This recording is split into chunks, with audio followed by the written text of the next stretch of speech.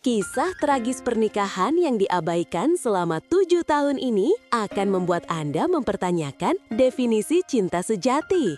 Tapi sebelum kita menyelami drama cemburu gila ini, pastikan Anda sudah like dan subscribe agar tidak ketinggalan setiap detiknya. Arjuna, CEO Sinergi Utama, duduk di ujung meja makan marmer panjang, matanya terpaku pada laporan keuangan di iPad-nya. Sudah 7 tahun, dan suasana sarapan mereka selalu seperti ini, sunyi, dingin, dan dipenuhi oleh dengungan notifikasi email. Maya, istrinya, hanya mengaduk tehnya dengan pelan. Kehangatan pudar dari hubungan mereka terasa lebih dingin daripada AC sentral di rumah mewah itu. 7 tahun, dan satu-satunya interaksi yang konsisten antara mereka adalah tanda tangan pada dokumen atau pertemuan bisnis wajib. Arjuna selalu menganggap Maya sebagai perhiasan cantik yang hanya perlu dipajang, bukan jiwa yang harus dicintai. Hari ini adalah hari peringatan pernikahan mereka, namun Arjuna bahkan tidak mengangkat kepalanya, hanya bergumam, "Aku akan pulang terlambat, ada pertemuan dewan yang tidak bisa ditunda. Tolong pastikan mobilnya sudah siap, Maya." Ucapan itu menusuk Maya, bukan karena sakit, tetapi karena kebiasaan pahit. Ia telah lama menerima bahwa dirinya hanyalah bagian dari aset Arjuna, sebanding dengan lukisan mahal di dinding. Ia mengenakan gaun sutra ungu yang seharusnya merayakan sesuatu, namun kini terasa seperti kain kafan untuk pernikahan yang mati. Ia berdiri, tanpa mengucapkan sepatah kata pun, dan meninggalkan ruangan. Arjuna baru menyadari ketidakhadirannya 5 menit kemudian, saat ia mencari cangkir kopi kosongnya. Ia hanya menggelengkan kepala, menganggap keheningan Maya sebagai persetujuan diam-diam atas dominasinya. Inilah pola hidup mereka, rutinitas yang membosankan dan menyakitkan, di mana Maya perlahan menghilang di balik bayangan kesuksesan suaminya, tanpa pernah diperhatikan bahwa jiwanya sudah lama merana, menunggu sentuhan emosi yang tak kunjung datang dari pria yang telah berjanji di depan altar. Malam itu, di gala amal elit kota, udara dipenuhi aroma kekuasaan dan parfum mahal. Maya hadir sendirian, seperti biasa, memancarkan aura keanggunan yang melankolis. Arjuna tiba terlambat, sibuk mengamankan kesepakatan di sudut ruangan. Tiba-tiba, mata Arjuna terpaku, bukan pada investasi baru, melainkan pada Maya. Maya sedang tersenyum, senyum yang tulus, cerah, yang sudah bertahun-tahun tidak pernah ditunjukkannya pada Arjuna. Di hadapannya berdiri Bima, CEO rival utama Arjuna, yang terkenal karena pesona dan pendekatannya yang berani. Bima, dengan jas biru laut yang mencolok, menyerahkan buket besar mawar putih yang langka kepada Maya. Mawar yang Arjuna tahu Maya sukai, tapi tidak pernah ia repot-repot belikan. Bima membungkuk sedikit, mengucapkan sesuatu yang membuat Maya tertawa lepas. Suara tawa itu, murni dan riang, terasa seperti alarm kebakaran di dalam diri Arjuna. Arjuna selalu berpikir Maya adalah miliknya, aman, terkunci.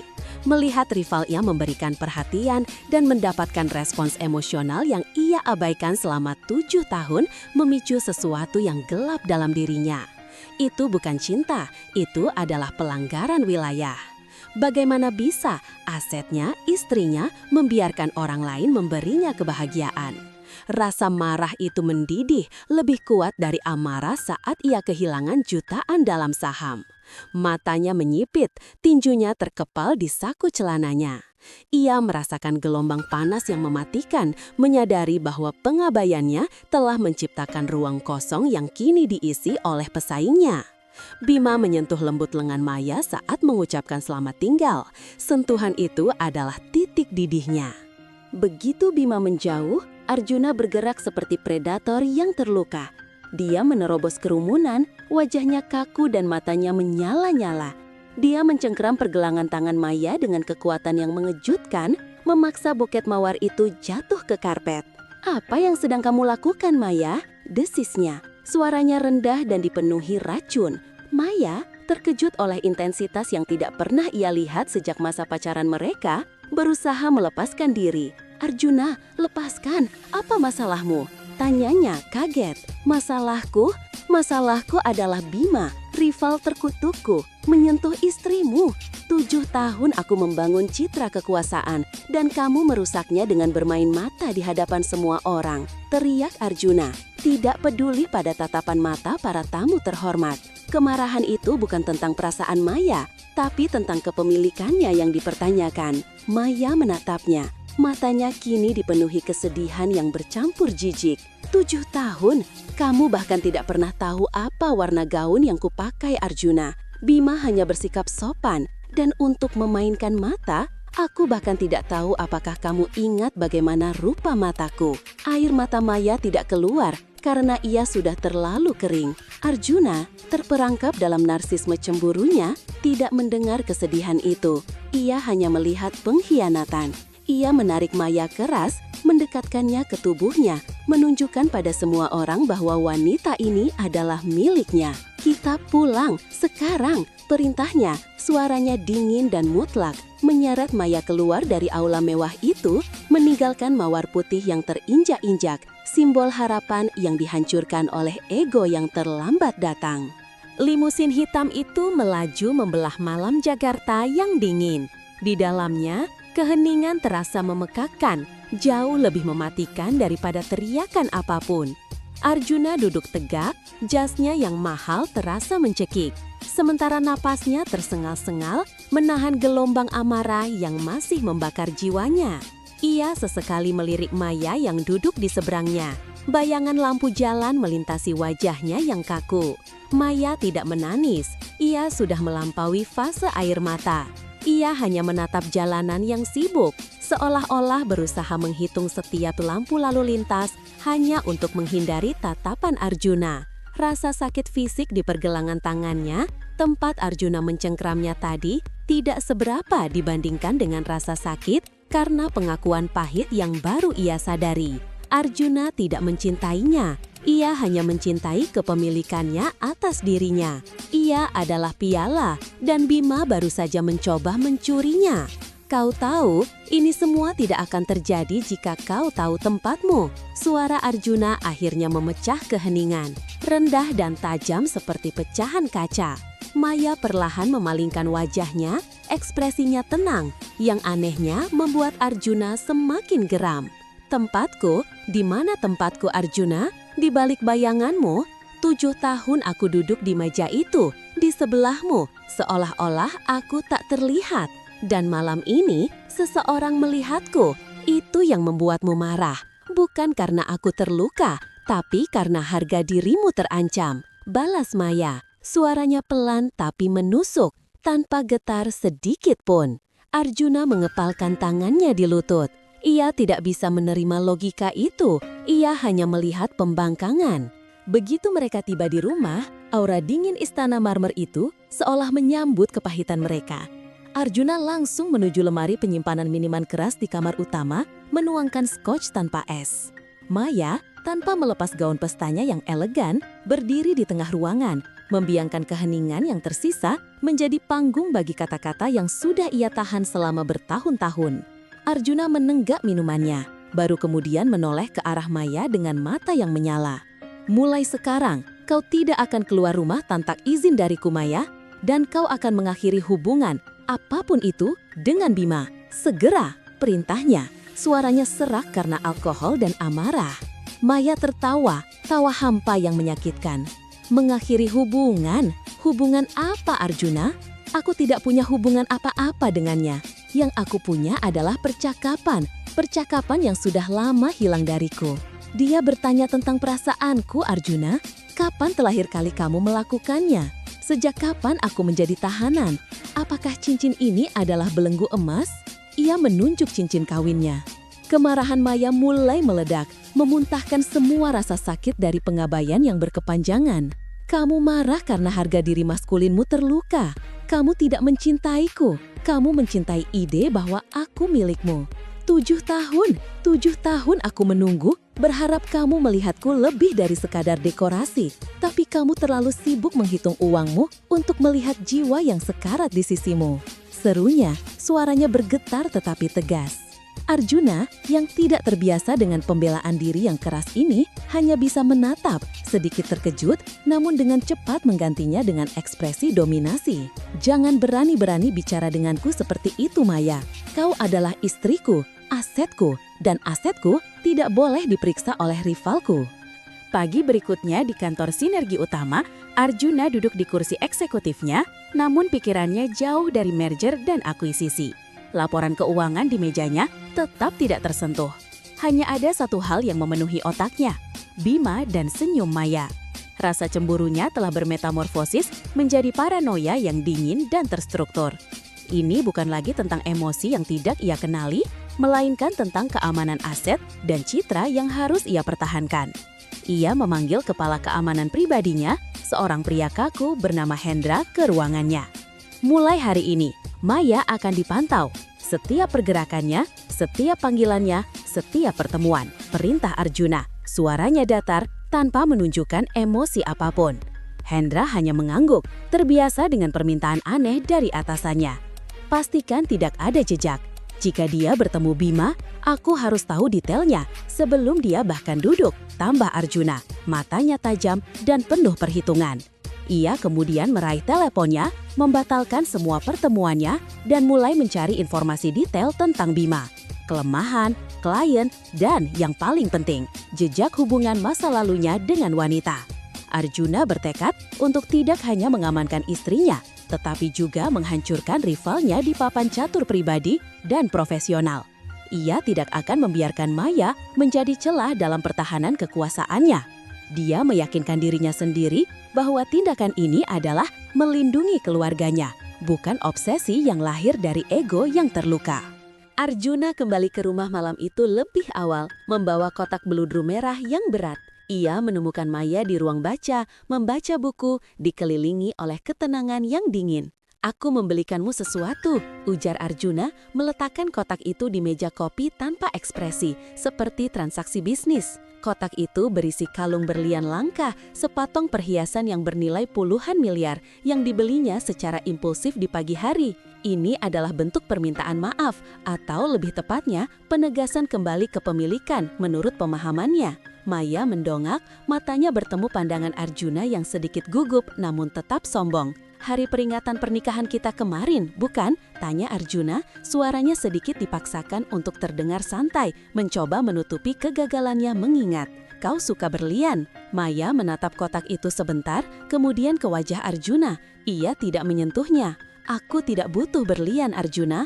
Aku butuh kamu melihatku. Aku butuh kamu ingat hari apa kemarin tanpa harus membeli hadiah dengan harga yang bisa membeli pulau hanya untuk meredakan rasa bersalahmu," kata Maya, suaranya tenang dan tegas, membiarkan berlian itu menjadi cermin dari kekosongan hubungan mereka. Arjuna merasa jengkel. Ia sudah mengeluarkan uang banyak untuk menutup masalah ini.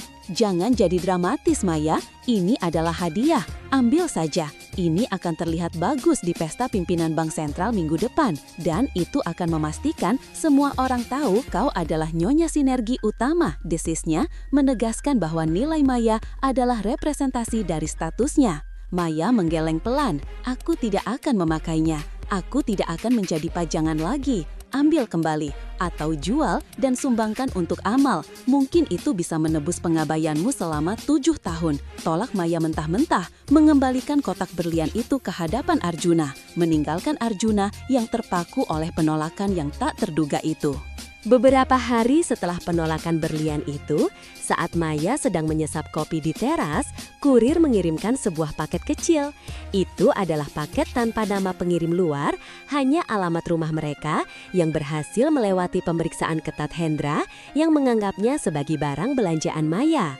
Di dalamnya, Maya menemukan sebuah buku harian tua bersampul kulit dengan ukiran kuno. Di halaman pertama, tertulis tangan dengan tinta kaligrafi rapi, "Saya harap Anda menemukan keberanian yang telah lama Anda simpan."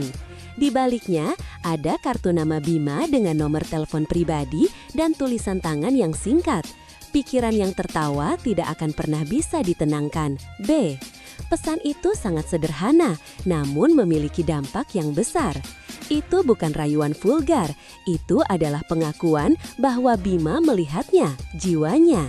Maya merasakan sentakan emosi yang sudah lama tidak ia rasakan, kehangatan yang lembut. Tentu saja, buku harian itu tidak berisi hal-hal yang dapat digunakan Arjuna sebagai alasan untuk perceraian. Tetapi, itu adalah pengakuan emosional yang jauh lebih berbahaya daripada mawar. Ini adalah tantangan yang cerdas dan terukur. Bima tidak hanya merebut perhatian Maya, tetapi ia juga mengejek Arjuna. Tahu bahwa Arjuna hanya bisa berpikir dalam bentuk materi dan kekuasaan, bukan kedalaman batin. Maya segera menyembunyikan buku itu, menyadari bahwa jika Arjuna tahu, bukan buku ini yang akan dihancurkan, tetapi kedamaiannya. Bima segera menantang yang cerdas dan terukur. Bima tidak hanya merebut perhatian Maya, tetapi ia juga mengejek Arjuna. Tahu bahwa Arjuna hanya bisa berpikir dalam bentuk materi dan kekuasaan, bukan kedalaman batin. Maya segera menyembunyikan buku itu, menyadari bahwa jika Arjuna tahu, bukan buku ini yang akan dihancurkan, tetapi kedamaiannya. Arjuna berada di kantor saat menerima pesan dari Hendra. Nyonya menerima paket hari ini, buku harian tua. Pengirim tidak diketahui, tapi ada kartu nama Bima di dalamnya. Darah Arjuna mendidih. Bima berani.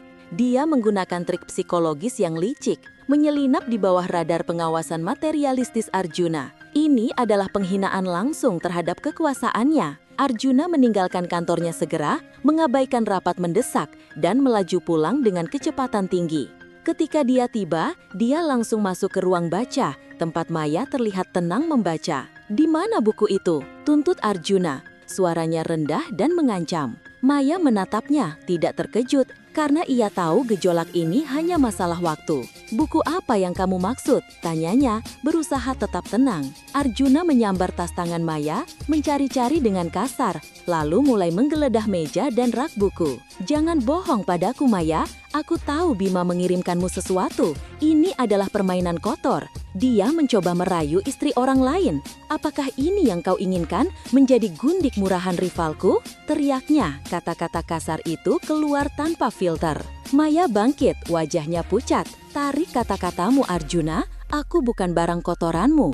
Dia hanya mengirimkan buku, sesuatu yang lebih pribadi daripada semua perhiasan yang kamu lempar padaku," kata Maya. Matanya memancarkan kepedihan. Arjuna menemukan buku itu tersembunyi di balik bantal sofa. Ia menyambarnya, merobek halaman-halaman yang berisi tulisan Bima, mencabik-cabiknya hingga menjadi serpihan kecil, lalu melemparkannya ke perapian yang kebetulan menyala. "Dia tidak akan pernah menyentuh milikku lagi," desis Arjuna. Matanya menunjukkan kegilaan posesif yang murni. Maya hanya mundur selangkah, menatap api yang melahap kata-kata Bima dan menyadari bahwa ia hidup bersama monster. Beberapa hari setelah insiden buku, Maya tahu dia harus bertindak. Dia menyewa mobil sewaan tanpa sopir pribadinya dan menggunakan nama samaran. Ia menuju ke kantor Lila Wiranata, pengacara perceraian paling ditakuti di kalangan elit Jakarta. Kantor Lila tersembunyi di lantai atas gedung perkantoran tua, jauh dari hiruk-pikuk sinergi utama. Maya duduk di hadapan Lila, wanita paruh baya yang tenang dengan mata tajam yang seolah bisa melihat menembus kebohongan. "Kasus ini sensitif, Nyonya," kata Lila, menyilangkan tangannya di atas meja. "Suami Anda adalah Arjuna sinergi utama. Ini bukan sekadar perceraian, ini perang korporasi." Maya mengangguk. "Saya tahu, saya ingin keluar, Lila. Saya sudah selesai menjadi asat. Saya ingin jaminan kehidupan, tapi yang lebih penting, saya ingin kebebasan. Saya punya bukti pengabaian selama bertahun-tahun, tapi baru-baru ini sikapnya berubah menjadi kontrol dan intimidasi yang berlebihan yang dipicu oleh kecemburuan yang tidak rasional." Jelas Maya merangkum insiden gala dan buku harian yang dihancurkan. Lila mendengarkan dengan serius, sesekali mencatat. "Kita perlu menyusun daftar aset terpisah Anda dan memulai proses pemindahan aset yang aman. Arjuna akan melancarkan serangan total. Kita harus bergerak cepat dan senyap. Berikan saya nama pengawas keamanannya." Perintah Lila fokusnya murni profesional. Maya memberikan nama Hendra, merasakan harapan kecil tumbuh di hatinya. Ini adalah langkah yang berisiko, tapi untuk pertama kalinya dalam 7 tahun, ia merasa bahwa kendali hidupnya kembali ke tangannya sendiri. Pertemuan pimpinan industri yang diadakan di sebuah restoran mewah adalah panggung yang sempurna bagi konfrontasi yang tak terhindarkan. Arjuna duduk berhadapan dengan Bima, membahas potensi investasi bersama dalam proyek infrastruktur besar. Negosiasi bernilai triliunan yang seharusnya menuntut profesionalisme penuh.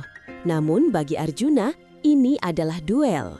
Bima mengenakan setelan yang sedikit lebih santai, mempertahankan senyumnya yang mudah, sementara matanya bersinar dengan sedikit ejekan yang tersembunyi. "Saya dengar Nyonya Maya menikmati malam di Gala Amal," ujar Bima santai, mengaduk kopinya, sengaja menggeser pembicaraan dari merger saham. Senyumnya tidak mencapai matanya. Wajah Arjuna mengeras. "Maya adalah wanita yang sibuk. Dia tidak punya waktu untuk permainan murahan, Bima. Sama seperti aku tidak punya waktu untuk rival yang terlalu fokus pada aset orang lain daripada membangun kerajaannya sendiri," balas Arjuna, suaranya tajam, membiarkan ancaman tersirat dalam kata-katanya. Bima meletakkan sendoknya, suaranya kini lebih rendah. "Saya hanya prihatin, Arjuna, melihat kebahagiaan sejati hilang dari mata seorang wanita yang elegan itu menyedihkan. Mungkin Anda perlu diingatkan bahwa beberapa hal tidak bisa dibeli atau dikontrol, apalagi hati." Ucapan itu mengenai sasaran. Arjuna membanting telapak tangannya ke meja, menyebabkan gelas air bergetar. "Jaga ucapanmu, Maya adalah istrimu, dan jika kau berani melangkah lebih jauh, aku tidak hanya akan menghancurkan perusahaanmu, aku akan pastikan kau tidak pernah bisa bekerja di industri ini lagi. Paham?" Ancamannya terbuka dan brutal, menarik perhatian beberapa eksekutif di sekitarnya. Bima hanya tersenyum tipis. "Saya mengerti, Arjuna, tapi satu hal yang saya pelajari, cengkeraman yang terlalu kuat hanya akan membuat apa yang Anda pegang pingin terbang lebih tinggi." Didorong oleh ketakutan akan kehilangan dan ancaman Bima, Arjuna memutuskan bahwa ia harus memperbaiki pernikahannya. Tetapi ia melakukannya seperti seorang CEO yang menjalankan proyek. Ia menyuruh asistennya merencanakan makan malam romantis di rumah, lengkap dengan musik klasik, koki pribadi, dan tentu saja mawar. Kali ini mawar merah yang ia tahu disukai Maya dari catatan lama asistennya, bukan mawar putih kesukaan Maya. Maya duduk di meja makan, mengenakan gaun yang rapi namun sederhana, menatap lilin yang berkelip. Suasana terasa sangat palsu. "Aku ingin kita kembali ke masa-masa awal kita, Maya," kata Arjuna, mencoba terdengar lembut, tapi suaranya kaku, terbiasa memberi perintah. "Aku sudah sibuk, aku tahu, tapi kita adalah tim kan? Dan aku akan memastikan tidak ada lagi yang mengganggu hubungan kita." Ia meraih tangan Maya di atas meja, cengkeramannya terlalu kuat, mencampurkan hasrat untuk intim dengan kebutuhan untuk mengontrol. Maya menarik tangannya perlahan. "Masa-masa awal kita sudah berakhir 7 tahun lalu, Arjuna, dan tim yang kamu maksud hanya terdiri dari satu pemain, kamu. Kamu tidak sibuk, kamu menghindariku.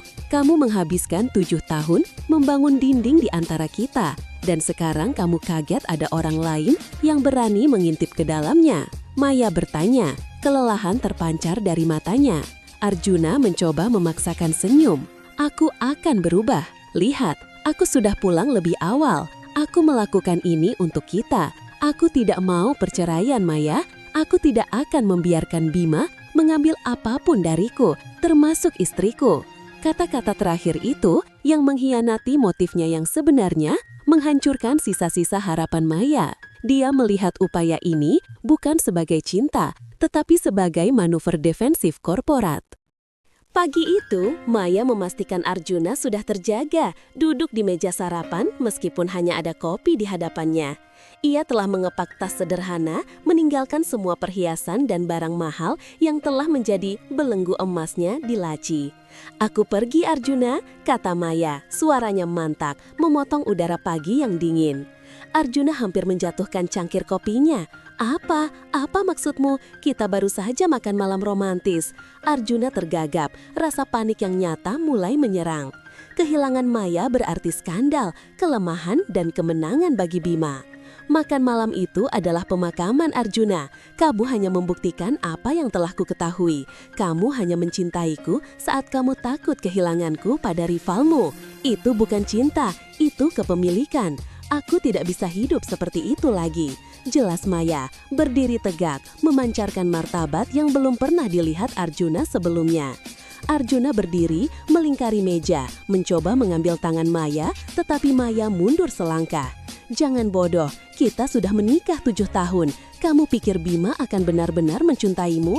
Dia hanya ingin membuatku kesal. Ini hanya fase Maya. Aku bisa membuatmu bahagia. Katakan saja apa yang kamu mau. Uang, perjalanan, aku akan memberikannya. Janji Arjuna, putus asa mencoba membeli waktu. Aku ingin kebebasanku dan aku ingin perceraian. Pengacara saya, Lila Wiranata, akan menghubungi tim hukum Anda sore ini. Jangan coba-coba menghentikan saya, kata Maya. Ia berbalik, meninggalkan Arjuna di meja marmer panjang yang dingin itu, sendirian dengan gema kata-katanya.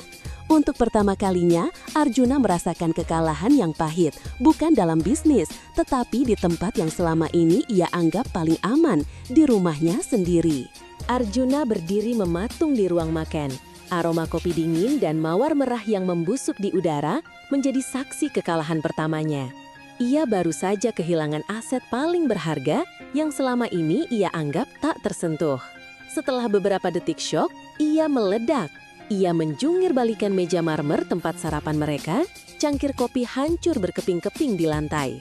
Arjuna meraih ponselnya. Jari-jarinya gemetar saat mendial nomor pengacara korporat utamanya, Bapak Brata, seorang pria tua yang lihai dalam urusan hukum, tetapi tidak pernah menangani perceraian berisiko tinggi. Brata, dengarkan aku. Maya baru saja pergi. Dia menyewa Lila Wiranata. Aku ingin kau menghentikannya. Sekarang juga, gunakan segala sumber daya yang kita punya. Aku tidak peduli berapa biayanya. Lila Wiranata tidak boleh menang. Dia tidak boleh mendapatkan 1 sen pun lebih dari perjanjian pranikah. Dan yang paling penting, tidak boleh ada berita. Jika ini bocor ke publik, citra Sinergi Utama akan hancur, desis Arjuna. Suaranya dipenuhi ancaman dan histeria yang jarang terlihat. Ia mengenakan setelan arang yang rapi, kontras dengan kekacauan emosional yang ia pancarkan. Brata di ujung telepon mencoba menenangkan, namun Arjuna memotongnya. Aku ingin kau mengatur pertemuan tim hukum darurat. Cari tahu kelemahan Lila. Aku tidak akan membiarkan wanita itu, istriku, membuatku terlihat lemah di hadapan Dewan dan Bima.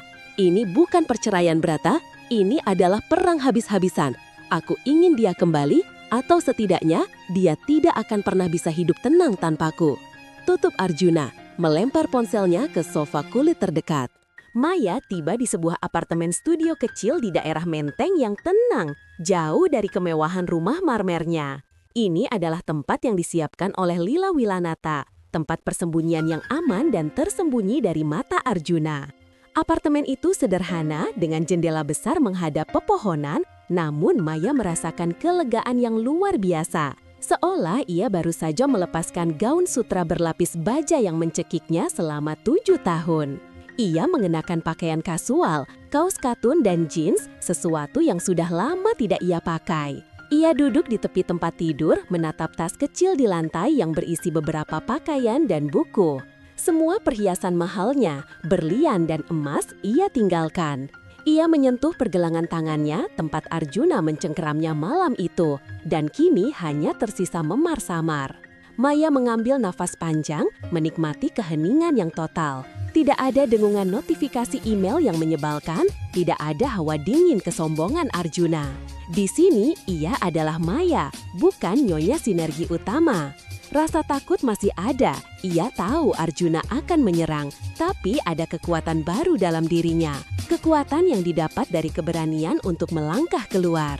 Ia tahu perang ini akan panjang, tetapi untuk pertama kalinya, ia merasa ia akan berjuang untuk dirinya sendiri.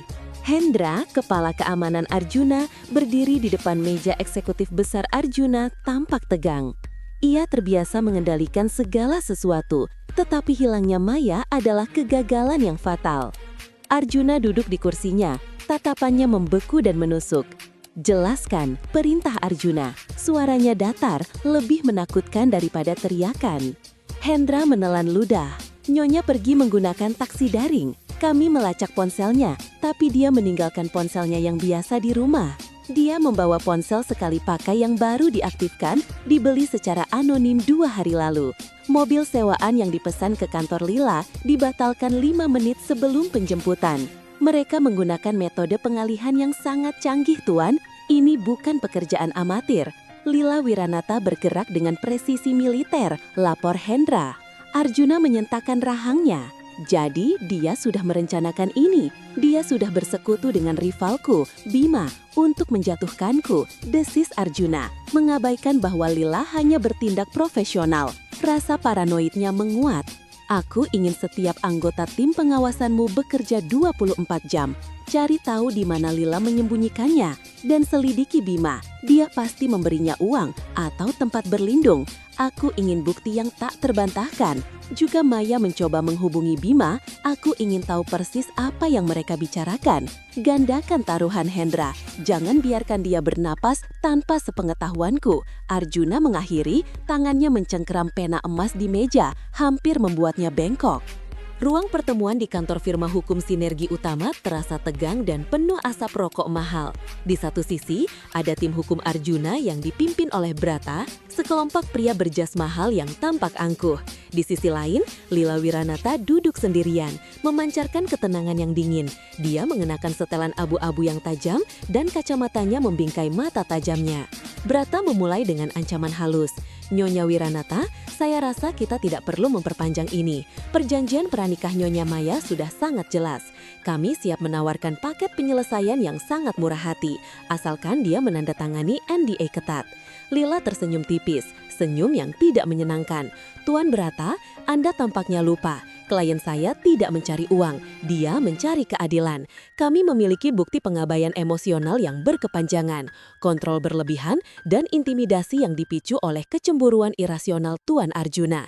Ini adalah kasus perceraian dengan tuntutan kekerasan emosional. Mengenai perjanjian pranikah, kami akan menantang validitasnya, mempertimbangkan bahwa klien saya tidak memiliki representasi hukum yang independen saat penandatanganan, kata Lila. Nadanya santai, tetapi setiap kata seperti pukulan. Brata terkejut. Kami akan melawan ini dengan keras. Tuan Arjuna tidak akan mentoleransi ancaman seperti ini. Lila hanya membuka mapnya, mengeluarkan dokumen yang tebal. Silakan, tapi izinkan saya memberitahu Anda. Saya tidak dibayar untuk membuat perdamaian. Saya dibayar untuk menang. Permintaan awal kami, 50% dari aset properti bersama dan saham minoritas yang signifikan di salah satu anak perusahaan Sinergi Utama sebagai kompensasi atas kerugian non-materi dan kebebasan penuh tanpa NDA. Ruangan itu menjadi sunyi. Tim hukum Arjuna terpaku oleh tuntutan yang berani dan tak terduga. Di apartemen amannya, Maya menerima kiriman bunga yang tidak terduga. Bukan mawar, tetapi buket anggrek bulan putih yang elegan, dikirim tanpa kartu ucapan yang jelas. Namun, tersembunyi di antara kelopak bunga, ia menemukan secari kertas kecil yang terlipat rapi. Itu bukan tulisan tangan Bima, tetapi hanya berisi kutipan dari penyair favorit Maya, Rumi. Anda harus terus memecah hati Anda sampai ia terbuka. Itu adalah pesan kode, dikirim dengan cara yang tidak akan pernah bisa dilacak oleh tim keamanan Arjuna yang fokus pada data dan materi. Maya tersenyum, senyum yang penuh dengan rasa terima kasih, bukan romantis. Bima sekali lagi menunjukkan bahwa ia melihat jiwanya, mendorongnya untuk tetap kuat. Pesan ini menegaskan bahwa Bima mengetahui langkah berani yang baru saja diambil Maya, dan ia memberikan dukungan moral yang halus tanpa melanggar batas-batas profesional. Ini adalah permainan yang sangat berisiko dari Bima, menunjukkan kepercayaan penuh bahwa Maya akan menang, atau setidaknya cukup kuat untuk menahan serangan Arjuna. Maya dengan hati-hati membakar kertas itu di wastafel, memastikan tidak ada bukti yang tersisa. Tetapi kata-kata Rumi itu tertanam di dalam hatinya, memberinya kekuatan. Arjuna menghadiri pertemuan Dewan Direksi Sinergi Utama, biasanya menjadi arena kekuasaannya yang tak terbantahkan. Hari ini terasa berbeda. Bisikan-bisikan mengikutinya seperti bayangan. Semua orang tahu, berita tentang perceraian tingkat tinggi yang mengejutkan dan pengacara perusak karir, Lila Wiranata, telah menyebar di kalangan elit meskipun belum mencapai media massa utama. Ketika Arjuna mulai membahas laporan triwulanan, ia memperhatikan pandangan dingin dari beberapa anggota dewan tertua, terutama mereka yang menghargai stabilitas dan citra keluarga. Saat istirahat, Pak Hadi, seorang direktur veteran, mendekati Arjuna dengan ekspresi serius. "Arjuna, ini masalah yang sangat sensitif. Perceraian dengan tuntutan yang melibatkan perilaku emosional yang buruk dapat merusak kepercayaan investor. Nyonya Maya selalu menjadi citra yang stabil bagi perusahaan kita. Kita harus pastikan ini diselesaikan dengan cepat dan bersih. Jangan biarkan masalah pribadi mengganggu proyek besar yang kita bahas dengan rival Anda," tegurnya, senaja menekan kata rival. Arjuna merasa terpojok, berusaha keras mempertahankan fasad dinginnya. "Ini sedang diurus, Pak. Maya hanya bereaksi berlebihan. Ini semua tentang uang," balas Arjuna, berusaha meremehkan situasi. Namun, ia tahu di dalam dirinya, retakan itu sudah ada. Citra Arjuna sebagai pria sempurna, terkendali dan berkuasa, mulai runtuh. Dan ia tahu, Bima sedang memperhatikan dari kejauhan, menunggu saat yang tepat untuk menyerang kerajaannya yang goyah. Arjuna terdesak oleh kemarahan dan laporan dari Brata tentang tuntutan Lila, memutuskan untuk melancarkan serangan finansial cepat.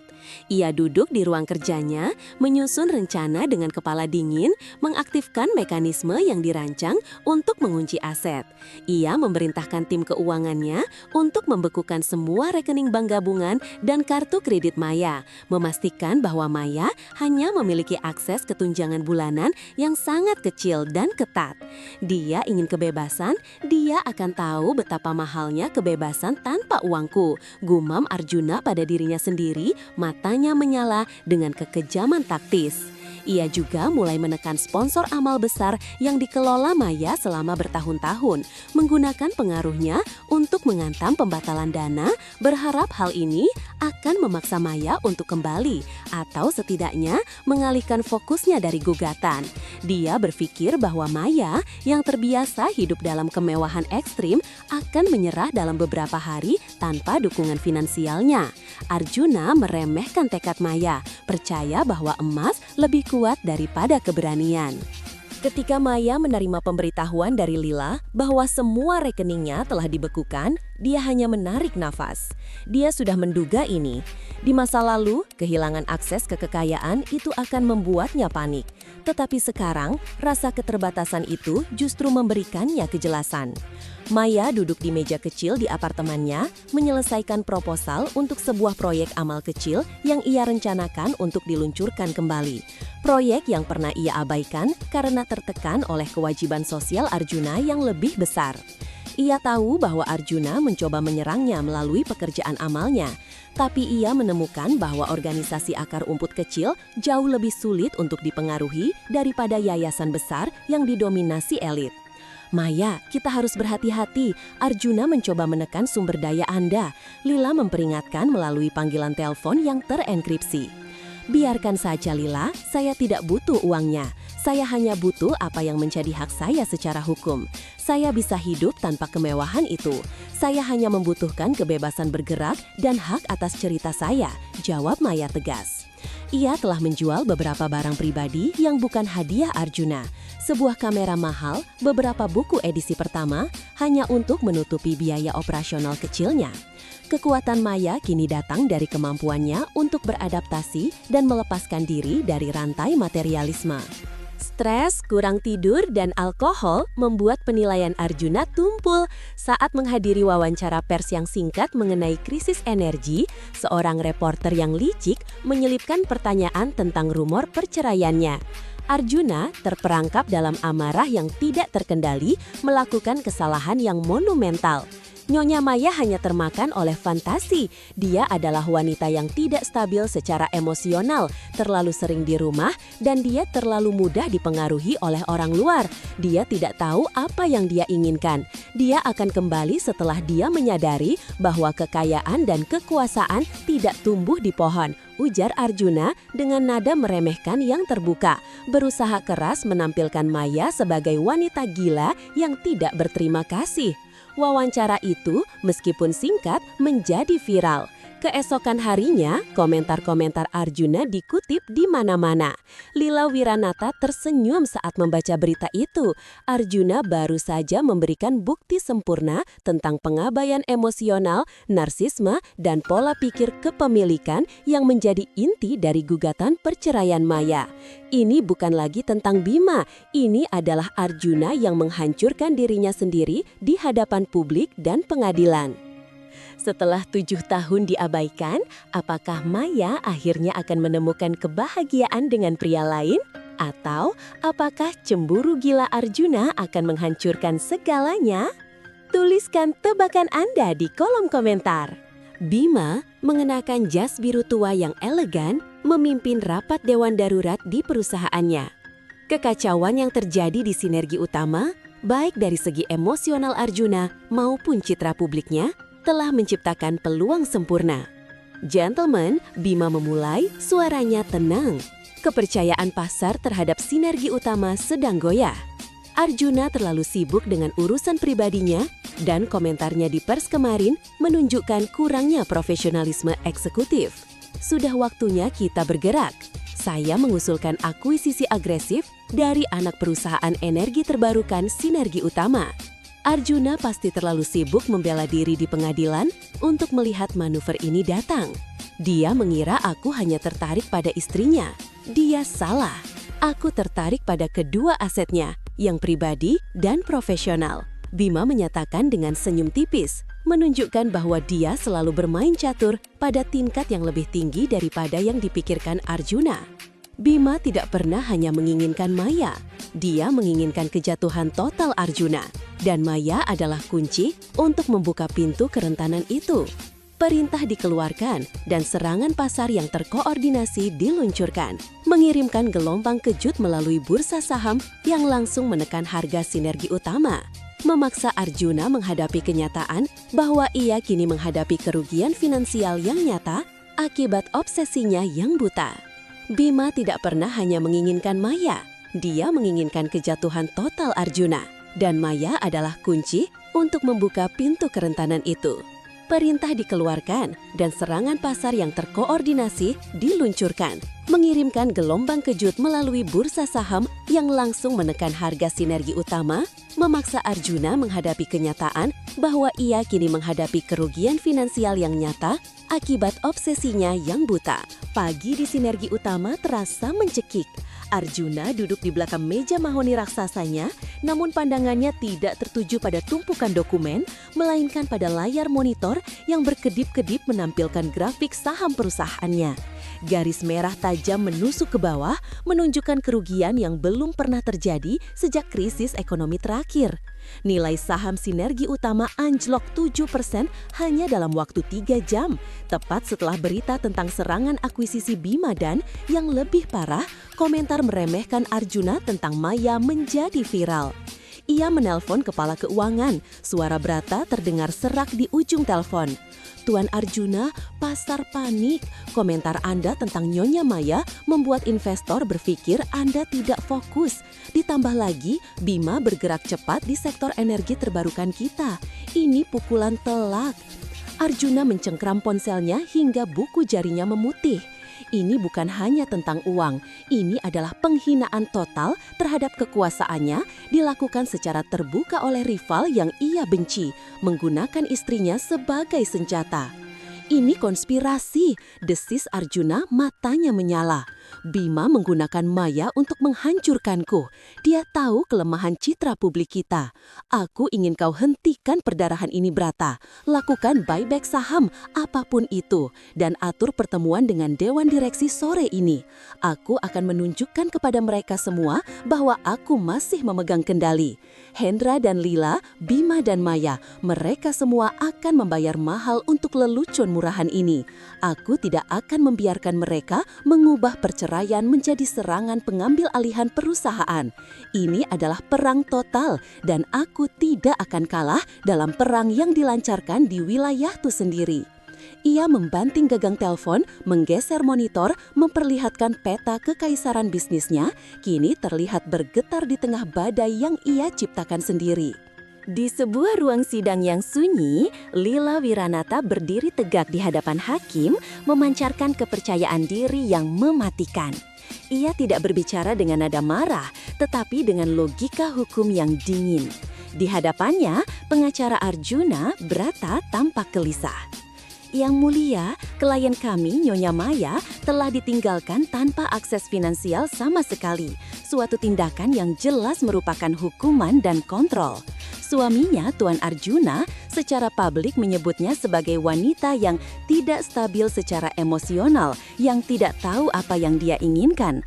Pernyataan yang jelas mendukung tuntutan kami mengenai kekerasan emosional dan narsisme yang berkepanjangan, ujar Lila, menunjuk pada salinan artikel berita yang ia serahkan sebagai bukti. Tindakan Tuan Arjuna membekukan rekening Nyonya Maya, apalagi setelah tuntutan hukum diajukan, adalah upaya terang-terangan untuk mengintimidasi dan memaksanya kembali ke dalam pernikahan yang kasar. Kami meminta perintah pengadilan segera untuk pelepasan dana darurat yang wajar untuk menutupi biaya hidup dasar Nyonya Maya, sekaligus menunjukkan bahwa tindakan hukuman Tuan Arjuna tidak dapat diterima secara hukum. Brata berusaha membantah, mengklaim bahwa ini adalah masalah manajemen aset biasa, tetapi kerusakan sudah terjadi. Komentar Arjuna telah menembak kaki tim hukumnya sendiri. Hakim, setelah mempertimbangkan bukti publikasi dan sifat pembekuan aset yang tiba-tiba, menyetujui permintaan Lila. Maya harus menerima tunjangan bulanan sementara yang signifikan yang dibayar langsung dari rekening pribadi Arjuna. Lila menutup mapnya dengan senyum tipis, kemenangan kecil yang sangat penting. Arjuna sekarang secara resmi diwajibkan untuk mendanai perceraian yang ia yakini akan menghancurkannya. Apartemen studio di Menteng terasa panas di sore hari, tetapi Maya merasa tenang. Ia duduk di meja kayu kecil, berkeringat ringan, tetapi tenggelam dalam revisi proposal program pendidikan anak-anak yang ia rencanakan. Program ini kecil, pribadi, jauh dari sorotan yayasan besar yang ia kelola sebagai Nyonya Sinergi Utama. Di sana, ia hanya bertindak sebagai bendahara dan wajah publik. Di sini, dia benar-benar merencanakan kurikulum dan anggaran. Ada kebahagiaan murni dalam pekerjaan nyata. Ponsel sekali pakainya berdering. Itu Lila. Kabar baik Maya, hakim menyetujui pelepasan dana darurat. Arjuna harus membayar tunjangan bulanan yang layak, efektif segera. Ia gagal menggunakan uang sebagai alat kontrol, ujar Lila di ujung telepon. Maya menghela napas lega, bukan karena uang, tetapi karena penegasan bahwa kontrol Arjuna telah dilanggar. Lalu, bagaimana Arjuna menanggapinya? Tanya Maya, suaranya kini lebih ringan. Reaksi emosionalnya buruk di pers, dan profesionalnya lebih buruk. Bima baru saja meluncurkan penawaran agresif untuk aset energi terbarukan Sinergi Utama. Rupanya Bima juga memainkan permainan yang jauh lebih besar. Dia tidak hanya ingin merebut Anda, dia ingin merebut kerajaannya. Ini akan menjadi perang yang sangat kotor Maya, dan Anda adalah epicentrum dari semua ini, Lila memperingatkan. Maya memandang proposal di hadapannya, menyadari bahwa meskipun badai finansial dan hukum mengamuk di luarnya, ia akhirnya berada di tengah kehidupannya sendiri. Biarkan mereka bertarung, saya hanya ingin bebas Lila, dan saat ini saya lebih bebas daripada saat saya memiliki semua berliannya, jawab Maya, menyentuh memar-samar di pergelangan tangannya, yang kini terasa seperti medali kehormatan. Hendra berdiri di ruangan gelap di rumah Arjuna, yang kini lebih mirip ruang perencanaan militer daripada ruang kerja. Peta-peta dan grafik-grafik terpampang di dinding. Kami masih belum bisa melacak lokasi Nyonya Maya, Tuan. Metode pengalihan yang digunakan Lila Wiranata hampir sempurna. Tapi kami menemukan sesuatu di sisi hukum. Salah satu pengacara junior di tim Lila yang menangani dokumen awal tuntutan Gonogini ternyata pernah bekerja di firma hukum yang sama dengan konsultan merger dan akuisisi Bima 3 tahun lalu. Itu adalah koneksi yang sangat tipis, Tuan. Hanya mantan rekan kerja di tingkat rendah, Hendla menjelaskan dengan hati-hati. Mata Arjuna yang merah karena kurang tidur menyipit berbahaya. Tipis, Itu bukan tipis, Hendra. Itu adalah benang emas yang menghubungkan mereka bertiga. Lila, wanita yang aku bayar ratusan ribu dolar untuk pekerjaan amal maya, sekarang bekerja sama dengan Bima, menggunakan perpecahanku sebagai alat untuk merampok perusahaanku. Ini adalah skenario terburuk yang aku bayangkan. Arjuna berdiri meninju Tata di dinding. Tindakan ini bukan lagi tentang perceraian. Ini adalah serangan hostile takeover, menggunakan emosi sebagai dalih. Aku tidak akan membiarkan musuh melihatku jatuh. Aku ingin kau gali lebih dalam koneksi itu. Cari bukti transfer uang, janji posisi, apapun yang membuktikan bahwa Maya adalah pion dalam permainan kotor Bima.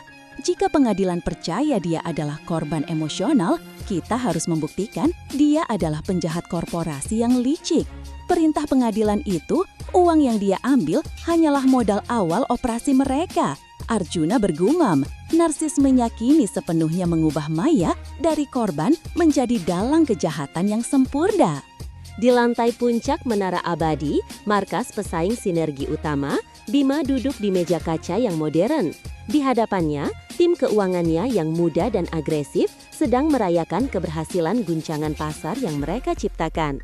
Arjuna benar-benar terpancing, Tuan Bima. Saham energi terbarukannya akan menjadi milik kita dalam 2 hari jika harganya terus di bawah tekanan, kata Kepala Strategi, Agung.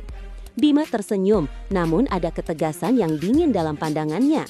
Jangan pernah remehkan Arjuna, dia adalah predator yang terluka. Tapi ya, dia memberikan kita peluang ini. Dia terlalu fokus pada kepemilikan. Dia berpikir hidup dan bisnis adalah tentang mengontrol apa yang ada di sekitarnya. Agung, yang sedikit penasaran, memberanikan diri bertanya. Dan mengenai Nyonya Maya, apakah pergerakan Anda berhubungan erat dengan urusan pribadi? Bima memutar pulpen peraknya, tatapannya tenang. Maya adalah wanita yang luar biasa, Agung. Dia pantas mendapatkan kebahagiaan. Saya menghormatinya, saya ingin melihatnya bebas. Tapi jangan keliru, ini adalah bisnis. Arjuna adalah rival saya, dan dia meninggalkan celah besar dalam pertahanannya karena ego yang terluka. Saya tidak memanfaatkan penderitaan Maya, saya memanfaatkan kebodohan Arjuna. Tujuan akhir kita adalah menelan aset yang paling berharga dan inovatif yang dia abaikan saat sibuk menghitung berlian dan mengunci istrinya. Perceraian itu hanyalah asap untuk menutupi manuver korporasi kita yang jauh lebih besar. Pastikan tim legal kita tetap menjaga kontak profesional dengan Lila Wiranata, murni untuk memantau situasi Arjuna dan bukan untuk melanggar batas etika apapun. Perintah Bima memperjelas bahwa dia adalah pemain yang jauh lebih halus daripada Arjuna. Arjuna, dengan setelan yang sempurna, duduk di sudut tersembunyi sebuah kafe elit menunggu Ibu Maya. Ia memilih lokasi yang jauh dari kantornya, mencoba mempertahankan ilusi keramahan. Ibu Maya, seorang wanita konservatif yang sangat menghargai status sosial dan pernikahan yang stabil, tiba dengan ekspresi cemas. "Arjuna, apa yang sebenarnya terjadi? Maya tidak bisa dihubungi," tanyanya. Arjuna, yang biasanya kasar, kini menampilkan wajah seorang pria yang dilukai dan kebingungan. "Tante, saya benar-benar tidak mengerti. Saya melakukan segalanya untuknya. Saya membelikannya yang terbaik. Saya sibuk membangun masa depan kita. Dan tiba-tiba dia pergi. Dia sangat sensitif. Saya khawatir dia dimanipulasi oleh teman-teman barunya, terutama Bima yang licik itu. Dia mencuci otaknya." Arjuna memulai memainkan peran suami yang setia dan bingung. "Tolong Tante, Anda adalah ibunya. Anda yang paling tahu. Katakan padanya untuk kembali. Ini hanya fase. Kami bisa menyelesaikan ini di rumah. Jika ini sampai ke pengadilan, nama keluarga kita akan hancur dan Maya tidak akan bahagia tanpa keamanan yang saya berikan. Katakan padanya, jangan biarkan Bima menggunakan dia sebagai boneka untuk menghancurkan pernikahan dan perusahaan saya," bisik Arjuna, nadanya penuh permohonan yang direkayasa, sepenuhnya memutarbalikkan narasi. Ibu Maya, yang terbiasa hidup dalam bayang-bayang kekuasaan Arjuna, mulai merasa bersalah dan khawatir akan skandal yang akan datang. Arjuna, yang terbiasa hidup dalam bayang-bayang kekuasaan Arjuna, mulai merasa bersalah dan khawatir akan skandal yang akan datang. Maya baru saja menutup telepon dengan ibunya yang terdengar sangat tertekan dan mulai meragukan keputusan Maya. Ibu Maya dengan suara gemetar menceritakan kebaikan dan kebingungan Arjuna. Kemarahan dingin merayapi Maya, bukan atas ibunya, tetapi atas manipulasi Arjuna yang tak tahu malu. Maya mengambil ponselnya, mengesampingkan saran Lila untuk tidak menghubungi Arjuna dan mendial nomor pribadinya. Arjuna mengangkatnya segera, suaranya terdengar tegang. "Maya, akhirnya kamu meneleponku. Ibu benar-benar khawatir. Pulanglah, kita bisa bicara." Maya memotongnya, suaranya tenang dan tajam. "Jangan pernah libatkan ibuku lagi, Arjuna. Ini adalah antara kita berdua dan para pengacara. Beraninya kamu memanipulasi keluargaku setelah 7 tahun mengabaikanku. Kamu pikir kamu bisa membalikan keadaan dengan menakut-nakuti ibuku dengan skandal?" Suara Arjuna berubah dari suami yang bingung menjadi CEO yang marah. "Aku hanya mencoba menyelamatkan apa yang tersisa, Maya. Kamu dibutakan oleh Bima dan pengacara ular itu. Jika kamu kembali sekarang, kita bisa menghentikan semua ini," teriaknya. Maya tertawa getir. "Menyelamatkan? Kamu hanya menyelamatkan citramu dan sahammu. Dengar baik-baik, Arjuna. Aku tidak akan kembali. Aku tidak akan menjadi perhiasanmu lagi dan aku tidak akan menjadi senjata Bima. Aku adalah milikku sendiri. Upaya terakhirmu untuk mengontrolku melalui keluargaku hanya membuatku semakin yakin tidak ada yang tersisa untuk diselamatkan. Sampai jumpa di pengadilan." Maya mengakhiri panggilan, napasnya sedikit tersengal. Itu adalah keputusan terakhir dan dia merasa lebih ringan dan kuat dari sebelumnya. Ruang Dewan Sinergi Utama terasa seperti ruang interogasi. Arjuna duduk di ujung meja yang kini kosong dari keangkuhannya, dikelilingi oleh tatapan kritis para direktur. Pak Hadi, direktur veteran yang sangat berpengaruh, memimpin serangan. "Arjuna, harga saham kita anjlok, proyek infrastruktur kita terhenti. Kita seharusnya fokus pada penawaran Bima, tetapi sebaliknya, kita mendengar tentang komentar yang sangat tidak profesional di media dan tuntutan perceraian yang melibatkan klaim kekerasan emosional. Ini bukan cara CEO Sinergi Utama berperilaku. Masalah pribadimu telah menjadi resiko bisnis," tegur Pak Hadi, suaranya berat dan jelas. Direktur lain mengangguk setuju. "Kami membutuhkan stabilitas. Kami tidak peduli siapa istri Anda, kami peduli pada nilai pemegang saham. Anda harus menghentikan pengacara Anda untuk melawan Lila Wiranata di setiap detailnya. Selesaikan ini dengan cepat, bayar dia, dan fokuslah untuk mempertahankan aset terbarukan kita dari Bima," tambah Direktur Keuangan. Arjuna, terbiasa mendominasi ruangan ini, kini merasa dicopot dari kekuasaannya. Ia mencoba berargumen, "Ini adalah serangan terkoordinasi. Mereka mencoba menggunakan perceraian untuk melemahkan kita." Pak Hadi menggeleng, "Tidak, Arjuna, ini adalah konsekuensi dari pengabaianmu. Kami ingin Anda berhenti menjadikan Maya sebagai musuh dan menjadikan Bima sebagai ancaman utama. Jika Anda tidak dapat memisahkan ego Anda dari bisnis Anda, kami akan mempertanyakan apakah Anda masih orang yang tepat untuk memimpin perusahaan ini." Untuk pertama kalinya, Arjuna menyadari bahwa ia tidak hanya kehilangan istrinya, tetapi ia juga berisiko kehilangan tahta yang ia bangun dengan darah dan keringat. Di kantor Lila Wiranata, yang kini menjadi markas strategis Maya, Lila dan Maya meninjau tumpukan dokumen. Maya terlihat jauh lebih tenang, meskipun subjek pembicaraan mereka brutal. Langkah selanjutnya Maya adalah menyerang. "Arjuna telah memberikan kita amunisi publik yang sempurna. Sekarang kita akan menggunakan bukti internal. Saya mendapat beberapa laporan intelijen tentang bagaimana Hendra mengawasi Anda." Jelas Lila menyerahkan selembar kertas yang berisi log panggilan dan pergerakan Maya yang dicatat oleh tim keamanan Arjuna. Ini akan membuktikan pola kontrol dan paranoia yang berlebihan. Anda akan bersaksi tentang insiden buku harian, pemaksaan di gala, dan upaya terakhirnya untuk menekan ibumu. Kita perlu menunjukkan kepada hakim dan publik bahwa pernikahan ini adalah penjara emosional dan bahwa pembekuan aset adalah perbuatan kejam. Maya menatap log itu, melihat bagaimana setiap pergerakannya dicatat, setiap panggilan dipantau. Rasa jijik lama yang dicampur dengan validasi menguat di hatinya. Saya siap, Lila. Saya sudah selesai merasa malu. Saya ingin semua orang tahu kebenaran di balik tirai kemewahan itu. Saya tidak takut pada skandal. Saya hanya takut kembali ke kehidupan itu, kata Maya. Lila mengagum, terkesan dengan ketahanan kliennya. Baik, kami akan mengajukan permintaan untuk sidang pengadilan segera, dan kami akan pastikan media tahu mengapa. Serangan pers adalah alat kita. Kita harus membalikan narasi dari Maya yang serakah menjadi Arjuna yang kejam. Dan kita harus bergerak cepat sebelum Arjuna berhasil menutup celah korporasinya dengan Bima. Arjuna kembali ke rumah marmernya yang kini sunyi dan dingin. Aroma mawar merah yang membusuk bercampur dengan bau scotch. Pertemuan dewan telah meremukannya. Ia tidak hanya dipermalukan, tetapi ia juga diperintahkan untuk mundur. Marah, ia menuangkan scotch ke gelas. 1, 2, 3 kali.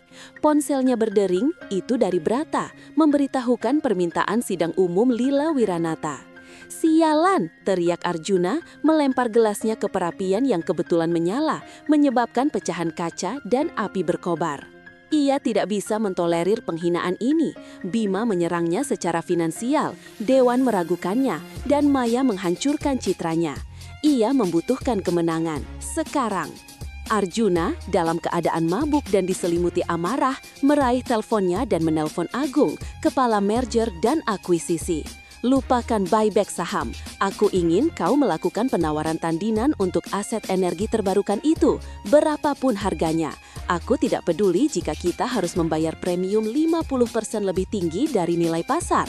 Aku ingin Bima merasakan kekalahan yang pahit. Tunjukkan padanya bahwa Sinergi Utama tidak akan pernah menyerahkan sepotong pun wilayahnya. Perintah Arjuna, suaranya serak dan dipenuhi dendam. Agung, terkejut dengan angka yang fantastis itu, mencoba memprotes, Tuan Arjuna, itu tidak masuk akal secara finansial, kita akan merusak neraca.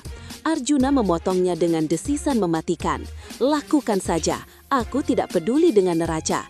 Ini adalah pesan, Bima tidak akan pernah mengambil apapun dariku. Maya, aset, kehormatan, tidak ada. Arjuna mengakhiri panggilan dengan kejam. Keputusan itu murni didasarkan pada kebutuhan emosionalnya untuk mendominasi. Dan itu adalah kesalahan terbesar yang pernah ia buat, tepat seperti yang Bima harapkan.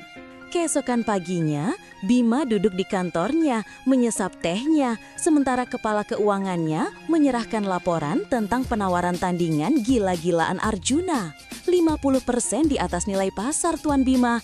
Dia membayar harga yang tidak masuk akal untuk divisi energi terbarukan itu, kata kepala keuangan itu dengan nada kaget. Bima hanya tersenyum tipis, matanya bersinar penuh perhitungan. Dia tidak membeli aset itu, dia membeli ilusi kemenangan. Dia membeli kembali egonya. Dia membuktikan kepada dewan direksinya bahwa dia tidak stabil. Bima mengangkat tangannya, menghentikan spekulasi lebih lanjut. Batalkan penawaran kita untuk aset terbarukan, biarkan dia mendapatkannya. Dia membayar mahal agar kita mundur. Sekarang kita fokus pada saham Sinergi Utama. Keputusan impulsif seperti ini akan mengikis kepercayaan investor jauh lebih cepat daripada tuntutan cerai.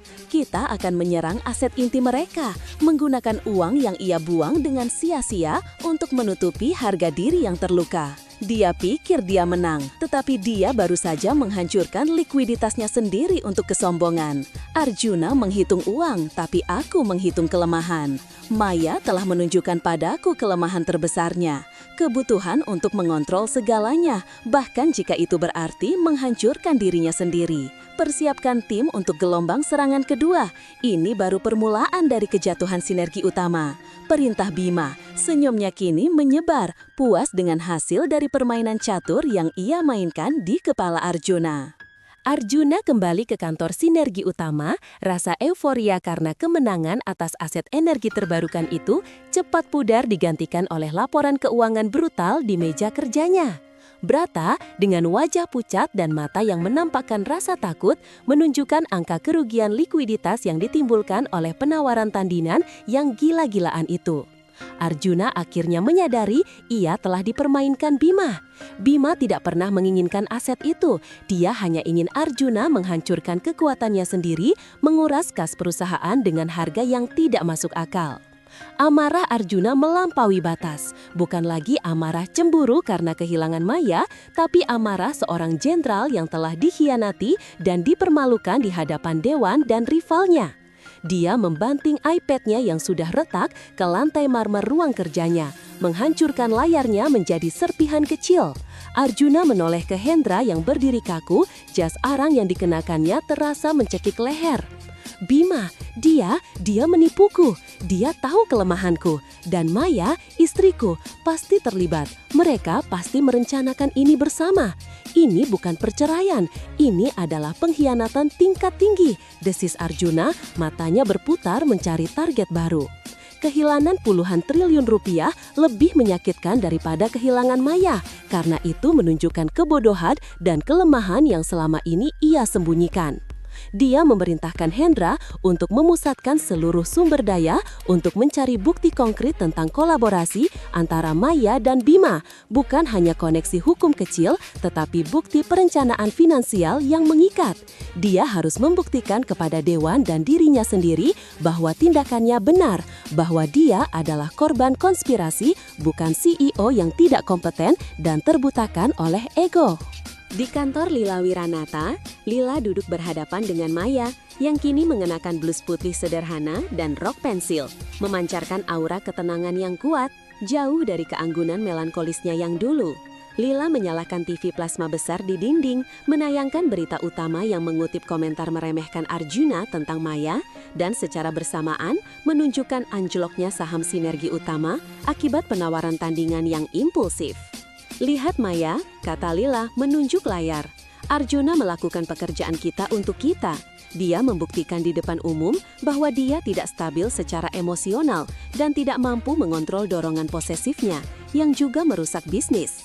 Di pengadilan, kita tidak hanya akan membahas emosi, kita akan membahas kompetensi. Kita akan berargumen bahwa kegagalan Arjuna dalam memimpin Sinergi Utama diakibatkan oleh narsisme dan kebutuhannya untuk mendominasi Anda, yang kemudian berakibat pada pengambilan keputusan finansial yang buruk. Lila menyandarkan tubuhnya ke belakang, matanya tajam dan penuh perhitungan. Ini mengubah Anda dari istri yang teraniaya menjadi seorang whistleblower yang menuntut pertanggungjawaban moral dan etika, bukan hanya gonogini. Kita harus menekankan bahwa kekejaman pribadinya tidak bisa dipisahkan dari kepemimpinannya. Maya mengangguk, sorot matanya tajam mencerna strategi itu.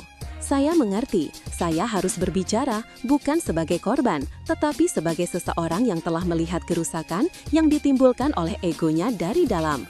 Saya akan menceritakan tentang meja sarapan yang sunyi, penolakan berlian, dan insiden buku harian itu, semuanya. Biarkan hakim melihatnya sebagai pria yang sebenarnya, orang yang akan menghancurkan apapun di sekitarnya untuk memenangkan kendali, kata Maya, menyadari betapa jauhnya ia telah melangkah dari wanita pendiam di pojok ruangan. Di Menara Abadi, markas pesaing, Bima mengenakan setelan biru tua yang elegan memimpin panggilan konferensi video global dari ruang rapat berteknologi tinggi. Setelah berhasil menguras likuiditas Sinergi Utama dengan jebakan aset energi terbarukan, kini saatnya menyerang target utama, proyek infrastruktur Megatol Nusantara yang selama ini menjadi simbol prestise dan kebanggaan Arjuna. Bima menginstruksikan timnya untuk meluncurkan laporan intelijen yang dikelola dengan hati-hati kepada pers dan regulator, menyoroti penundaan internal, dugaan konflik kepentingan, dan yang paling penting, keterlibatan pribadi Arjuna yang terlalu dalam, yang kini dipertanyakan oleh Dewan. Kita tidak menyerang Sinergi Utama, kita menyerang citra stabilitasnya dan kompetensi CEO-nya, jelas Bima kepada timnya, suaranya tenang dan terukur. Arjuna akan fokus melawan Maya di pengadilan. Dia tidak akan menyangka kita menyerang jantung bisnisnya saat dia sibuk dengan masalah pribadi. Pastikan narasi pers jelas. Kepemimpinan Sinergi Utama yang terguncang oleh skandal pribadi membahayakan proyek nasional. Kita harus membuat mitra infrastruktur mereka kehilangan kepercayaan. Bima menutup panggilan itu dengan senyum kecil. Dia tahu ini adalah pukulan terberat. Kehilangan proyek Megatol, simbol kekuasaan Arjuna di mata publik, akan jauh lebih merusak bagi ego Arjuna daripada membiarkan Maya pergi. Ini adalah perang yang jauh lebih besar dari perceraian dan Bima memegang kendali penuh atas papan catur ini. Hendra, setelah 2 hari bekerja tanpa henti di ruangan yang dipenuhi peta dan grafik, akhirnya menemukan sesuatu, meskipun bukan bukti kolusi korporasi yang diinginkan Arjuna. Dia melacak komunikasi lama antara Maya dan Bima dari periode sebelum Gala Amal, yang tersimpan di server lama Hendra sendiri karena sistem pengawasan lama mereka. Itu adalah pertukaran email yang sangat tua, sekitar 5 tahun lalu, di mana Maya menggunakan email pribadi yang sekarang sudah tidak aktif, meminta Bima untuk merekomendasikan penerbit buku-buku filosofis langka untuk koleksi pribadinya. Bima membalas dengan daftar panjang dan ramah, termasuk judul buku harian kulit bersampul kuno yang ia kirimkan kemudian. Itu adalah interaksi yang murni tentang buku, bukan bisnis atau romansa. Tetapi Hendra tahu bagaimana memutarnya. Dia membawa cetakan email itu ke Arjuna. Tuan, ini dari 5 tahun lalu, Nyonya Maya dan Tuan Bima sudah menjalin kontak rahasia sejak lama, menggunakan alasan buku sebagai penyamaran. Ini menunjukkan bahwa hubungan mereka lebih dari sekedar kebetulan di gala. Ini adalah hubungan yang terencana, menunggu saat yang tepat untuk menyerang Anda. Hendra melapor, dengan sengaja melebih-lebihkan fakta. Arjuna menyambar cetakan itu, matanya berkilat liar. Lihat, aku tahu itu. 5 tahun, dia sudah merencanakan pengkhianatan ini sejak lama. Ini bukan istri yang teraniaya, ini adalah mata-mata yang sabar. Brata harus menggunakan ini di pengadilan untuk membuktikan pengkhianatan dan membatalkan seluruh tuntutannya. Arjuna merobek kertas itu dengan keyakinan yang menguat. Akhirnya memiliki bukti yang dia butuhkan untuk mempertahankan narasi sebagai korban pengkhianatan, mengabaikan realitas isinya yang polos. Arjuna memasuki ruang Dewan Direksi Sinergi Utama, kali ini bukan sebagai pemimpin, melainkan sebagai terdakwa. Udara terasa berat dengan aroma kekalahan. Pak Hadi, direktur veteran yang duduk di posisi kepala, tidak menunjukkan belas kasihan. Arjuna, kami sudah melihat laporan keuangan dan pergerakan Bima di Megatol Nusantara. Keputusan Anda untuk membayar premi 50% yang tidak masuk akal atas aset terbarukan adalah kerugian besar dan menunjukkan penilaian yang sangat buruk. Masalah pribadi Anda telah merusak perusahaan. Kepercayaan investor hilang, kata Pak Hadi. Suaranya dipenuhi kekecewaan yang kental. Kami telah melakukan pemungutan suara darurat. Kami meminta Anda mengambil cuti sementara maksimal 6 bulan. Jabatannya akan dipegang oleh COO sementara. Anda perlu menyelesaikan masalah pribadi Anda dan memulihkan citra Anda. Atau kami tidak punya pilihan selain mengambil tindakan yang lebih permanen, tambahnya. Wajah Arjuna membeku, harga dirinya hancur berkeping-keping. Dia merasa seperti tanah di bawah kakinya ditarik. Cuti, Anda tidak bisa melakukan ini padaku. Saya yang membangun perusahaan ini. Ini adalah serangan Bima. Saya adalah korban. Arjuna berteriak, amarahnya meluap-luap. Kami melihat buktinya, Arjuna.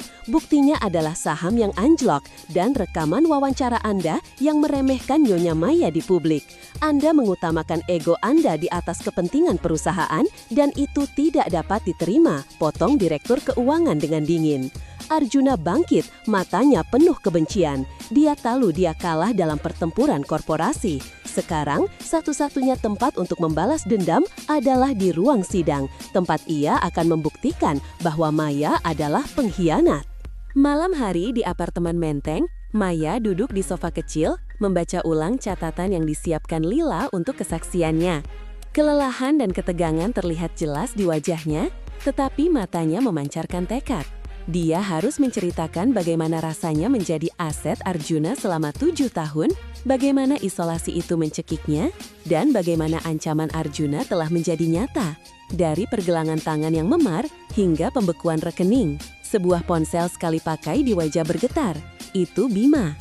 Maya ragu sejenak karena Lila telah melarang kontak, tetapi kemudian menjawab, "Bima, aku tidak seharusnya meneleponmu," bisik Maya.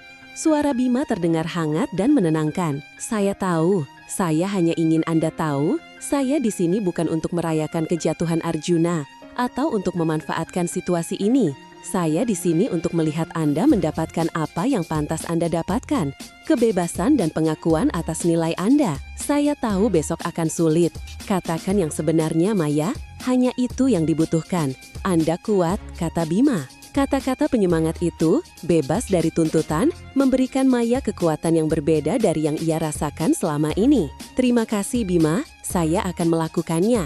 Saya akan mengatakan yang sebenarnya, bukan untuk melawan Arjuna, tapi untuk diriku sendiri. Ini adalah hal terakhir yang harus kulakukan. Balas Maya, suaranya sedikit bergetar. Dia menutup telepon, menggenggam kertas itu erat-erat. Besok, dia akan menghadapi monster yang ia nikahi di hadapan publik. Ruang sidang dipenuhi oleh reporter, pengacara, dan mata-mata korporat yang haus drama. Arjuna duduk di sisi timnya, mengenakan setelan arang yang sangat formal, tampak tegang dan kaku, sementara Brata terlihat berkeringat di sampingnya. Maya masuk dengan Lila, mengenakan setelan abu-abu sederhana namun elegan, memancarkan martabat yang tenang. Lila memulai pembelaan kliennya, dengan cepat membawa Maya melalui insiden gala, penghancuran buku harian, dan pembekuan rekening. Ketika tiba waktunya serangan terhadap karakter Arjuna, Lila memainkan klip wawancara viral Arjuna di mana ia menyebut Maya tidak stabil secara emosional dan terlalu sering di rumah.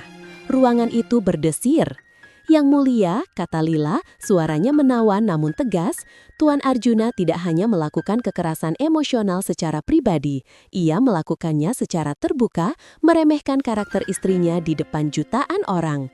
Narsisme dan kebutuhan akan kontrol yang tidak terkendali ini, seperti yang telah kami tunjukkan, telah merusak penilaiannya, menyebabkan kerugian finansial yang signifikan bagi perusahaannya, yang kini terpaksa mengambil cuti dari jabatannya sebagai CEO. Lila menghubungkan perilaku pribadi Arjuna dengan inkompetensi profesional, membuat Arjuna terlihat seperti tiran yang berbahaya bagi semua orang. Wajah Arjuna memerah, ia ingin meledak, ia mencengkeram lututnya, tetapi Brata menahannya, berbisik keras di telinganya untuk mempertahankan ketenangan, yang mana adalah hal terakhir yang bisa Arjuna lakukan saat ini. Saat giliran tim Arjuna, Brata berdiri meskipun wajahnya masih terlihat gelisah karena ancaman dewan yang baru ia terima, ia memulai dengan menyerang kredibilitas Maya. Yang mulia, kami memiliki bukti yang kuat bahwa Nyonya Maya bukanlah korban yang tidak berdaya, melainkan bagian dari skema yang terencana. Kami memiliki email yang membuktikan bahwa Nyonya Maya menjalin komunikasi rahasia dengan Tuan Bima selama bertahun-tahun, menggunakan permintaan buku sebagai kedok untuk kolusi yang lebih dalam. Tuan Arjuna adalah korban dari pengkhianatan yang dingin dan terencana. Bukti ini menunjukkan bahwa Nyonya Maya bekerja sama dengan rival bisnis utama Tuan Arjuna merencanakan kepergiannya dan sekarang mereka mencoba mengklaim aset untuk membiayai operasi bisnis rival suaminya. Nyonya Maya tidak mencari kebebasan, dia mencari keuntungan korporasi atas nama Tuan Bima. Tuduhan kekerasan emosional hanyalah rekayasa untuk menutupi niat jahat ini. Tuduh Brata menunjuk Maya dengan dramatis. Tuduhan itu brutal dan membuat riuh ruang sidang. Maya, meskipun terkejut dengan distorsi email lamanya tentang buku, mempertahankan ketenangannya. Ia menatap Arjuna yang kini menatapnya dengan campuran kebencian dan kepuasan karena telah meluncurkan serangan balik. Meskipun itu bohong, itu adalah satu-satunya cara dia bisa merasa menang. Saat sidang sedang istirahat, di lobi Menara Abadi, Bima mengadakan konferensi pers mendadak. Mengenakan setelan biru tua yang canggih, dia terlihat tenang dan penuh perhatian. Dia berpura-pura menanggapi situasi pasar, namun seolah-olah dia dipaksa untuk berkomentar tentang tuduhan yang melibatkan dirinya di pengailan. Saya sangat prihatin dengan situasi yang terjadi di Sinergi Utama, terutama dalam hubungannya dengan proyek Megatol Nusantara yang penting bagi negara, yang kini mengalami penundaan setelah kepemimpinan eksekutif mereka goyah. Bima memulai, nadanya diplomatik dan penuh empati. Mengenai tuduhan yang tidak berdasar yang mencoba mengaitkan saya dengan urusan pribadi Nyonya Maya, itu adalah upaya menyedihkan dari pihak yang sedang putus asa. Nyonya Maya adalah wanita yang terhormat. Saya yakin dia hanya mencari keadilan dan kebebasan. Saya hanya bisa menyimpulkan bahwa fokus Tuan Arjuna yang terlalu besar pada kehidupan pribadi dan tuduhan tak berdasar telah menyebabkan instabilitas yang kita lihat hari ini di pasar saham. Bima menoleh ke kamera, senyum kecil namun dingin tersunjing di bibirnya. Kami siap mengambil alih proyek-proyek penting untuk memastikan kontinuitas jika kepemimpinan sinergi utama tidak mampu melakukannya. Kami berharap Tuan Arjuna dapat segera menemukan kedamaian demi kepentingan perusahaannya. Tutup Bima berhasil memanfaatkan setiap tuduhan Brata sebagai bukti tambahan bahwa Arjuna tidak kompeten, bahkan di tengah tuduhan konspirasi. Kami siap mengambil alih proyek-proyek penting untuk memastikan kontinuitas jika kepemimpinan sinergi utama tidak mampu melakukannya. Kami berharap Tuan Arjuna dapat segera menemukan kedamaian demi kepentingan perusahaannya. Tutup Bima berhasil memanfaatkan setiap tuduhan Brata sebagai bukti tambahan bahwa Arjuna tidak kompeten, bahkan di tengah tuduhan konspirasi. Setelah sidang ditunda, Maya dan Lila duduk di ruang konsultasi pengadilan yang kecil. Maya perlahan mengambil napas panjang, tuduhan Brata tentang dirinya sebagai mata-mata korporasi masih menggema. Mereka memutarbalikkan segalanya. Email itu hanya tentang buku. Tapi Arjuna, dia benar-benar percaya bahwa saya berkonspirasi dengannya, kata Maya. Kepalanya tertunduk sejenak. Lila meletakkan tangannya di bahu Maya.